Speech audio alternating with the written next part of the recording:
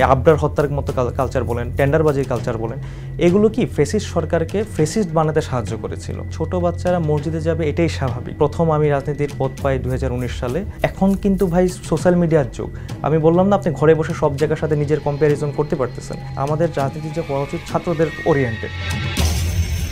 ভিন্ন এক আয়োজন করে প্রশংসায় ভাসছে ছাত্রদলের নেতা ডাক্তার এম.এ. তাইফুল হক। পেশায় একজন চিকিৎসক, বেসরকারি মেডিকেল কলেজ ও হাসপাতালে শিক্ষানবিশ অভিজ্ঞতা গ্রহণ করেছেন তিনি। চিকিৎসার পাশাপাশি সামাজিক ও মানবিক কাজ করে ব্যাপক ভাইরাল হয়েছেন তিনি। ছোট নামাজিদের মসজিদে আসার জন্য চকলেট বিতরণের কার্যক্রম সামাজিক যোগাযোগ মাধ্যমে ব্যাপক সাড়া জুগিয়েছে তাকে। ছোট বাচ্চারা মসজিদে যাবে এটাই স্বাভাবিক, কারণ তারা যদি নৈতিকভাবে বড় না হয়, সুষ্ঠু, সুন্দর এবং আসলে সঠিক ইসলামিক শিক্ষায় যদি শিক্ষিত না হয়, তখন কিন্তু তারাই যে বিভিন্ন বিকৃত একটা ইসলামিক ধারায় যদি তারা বড় হয়, তাহলে আমাদের জঙ্গিবাদ বলেন বা বিভিন্ন ধরনের ইসলামকে বিকৃত করে একটা ধারা তৈরি হওয়ার কিন্তু সম্ভাবনা থাকে। বাচ্চা যে কুকুর বিড়ালরা আছে তারা খেতে পারে, খাবারটা যেন দেওয়া যায়। কারণ আপনি যদি স্ক্যাটার্ড ওয়েতে দেন, রাস্তাটা নষ্ট হচ্ছে, তো একটা পটের মধ্যে দিলে ওইটা থেকে ওরা নিয়ে খাচ্ছে। তো একটা ওয়েল ডিস্ট্রিবিউটিং সিস্টেম ডেভেলপ করা একটা মেসেজ ছিল এটা। দেখেন, পশু পাখিকে সবাই প্রহার করে, তো এটা না করে তাদের যদি তারাও তো একটা সৃষ্টিকুলের একটা অংশ। তো একটা সহানুভূতিশীল মনোভাব দেওয়ারই একটা মেসেজ ছিল এই প্রোগ্রামটা। আমরা ফার্স্ট এড বক্স বিতরণ করি, যেন ওইখানে একটা ইনিশিয়ালি যদি কোনো পথচারীর যদি উন্ডেড হয় বা আমাদের যে দায়িত্বরত পুলিশ কর্মকর্তারা আছেন তারা যদি উন্ডেড হয়, তারা যেন হসপিটালে যাওয়ার আগে একটা প্রাইমারি ট্রিটমেন্ট পায়, যেন তাদের মর্টালিটি রেট, মরবিডিটি রেট একটু কমে যায়।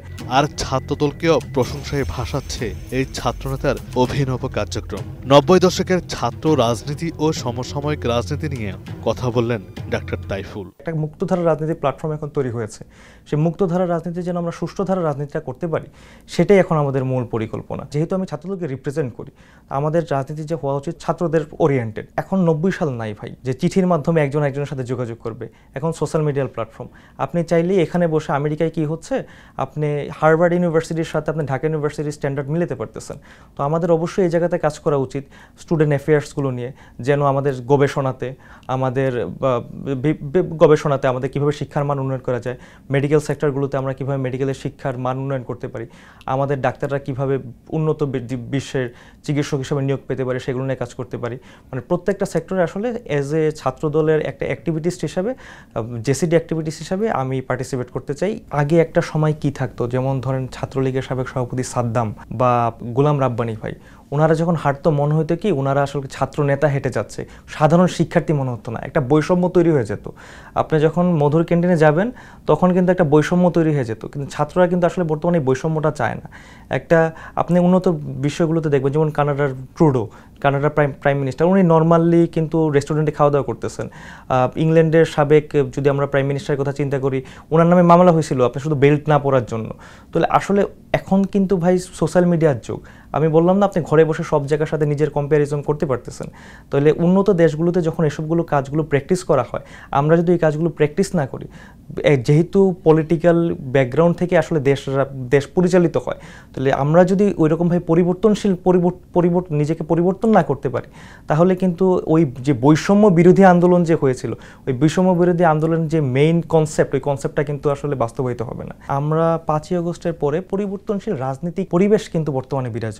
আগের মতো রাজনীতিক যে ধারাটা, সেই ধারা যদি এখন কেউ প্র্যাকটিস করে, আমার কাছে মনে হয় বাংলাদেশের মানুষ যেভাবে হাসিনাকে উত্থান করেছে, ঠিক সেম ঘটনাটাই আবার রিপিট হবে। আমাদের দেশনায়ক তারেক রহমান, উনি একটা অ্যানিম্যাল ওয়েলফেয়ার ট্রাস্টে অ্যাম্বুলেন্স দিয়েছেন। সেটা কিন্তু আসলে বাংলাদেশের ইতিহাসে কিন্তু বিরল। আগামীতে চিকিৎসা ও রাজনীতির পাশাপাশি সামাজিক কার্যক্রমে কি ভূমিকা রাখবেন তা নিয়েও জানালেন তার অনুভূতি। ছাত্র ও যুব সমাজের কাছে দিয়েছেন তার বার্তা। আমি যেহেতু ইন্টার্নশিপে বর্তমানে আছি, আমি একটা স্পেসিফিক বেতন পাই যেটা সরকার কর্তৃক নির্ধারিত। তো ওই টাকার কিছু অংশ দিয়ে এই কাজগুলো আসলে করা যায়। এই কাজগুলো যেহেতু আমি একটা মেসেজ দিচ্ছি, আমি একটা রাষ্ট্র না, আমি একটা ব্যক্তি পর্যায়ে থেকে রাষ্ট্রীয় পর্যায়ে যারা থাকবেন তাদেরকে একটা মেসেজ দেওয়া, না আপনারা এভাবেও চিন্তা করতে পারেন। এই মেসেজ দিতে আসলে খুব আহামরি টাকা পয়সা লাগে না। দেশের ছাত্র রাজনীতি ও যুব সমাজের গুণগত পরিবর্তনের এক উজ্জ্বল দৃষ্টান্ত ডাক্তার তাইফুল। আগামীর বাংলাদেশে এমন দৃষ্টান্ত থেকে স্থাপন হবে মানবিক বাংলাদেশ, এমনটাই প্রত্যাশা সবার। আপনি দেখবেন আমাদের সরকারি হসপিটালগুলো খুবই আন্ডার ডেভেলপড, বা আমাদের হেলথ সেক্টরটা আন্ডার ডেভেলপড। তো আমাদের দেশনায়ক তারেক রহমান 31 দফায় 26 নং দফাতে বলেছে সবার জন্য স্বাস্থ্য ব্যবস্থা। তো আমাদের হেলথ কার্ড করার কথা উনি বলেছে, বা NHS এর আলোকে বাংলাদেশের হেলথ সেক্টরটা সাজানোর কথা বলেছে। তো ওইটাতে নিজেকে যদি কন্ট্রিবিউট করতে পারি, নিজের আইডিয়া দিয়ে, নিজের পরিশ্রম দিয়ে, ওতে আমি নিজেকে খুব সৌভাগ্যবান মনে করব। S M Mainuddin Ripon, 21 television.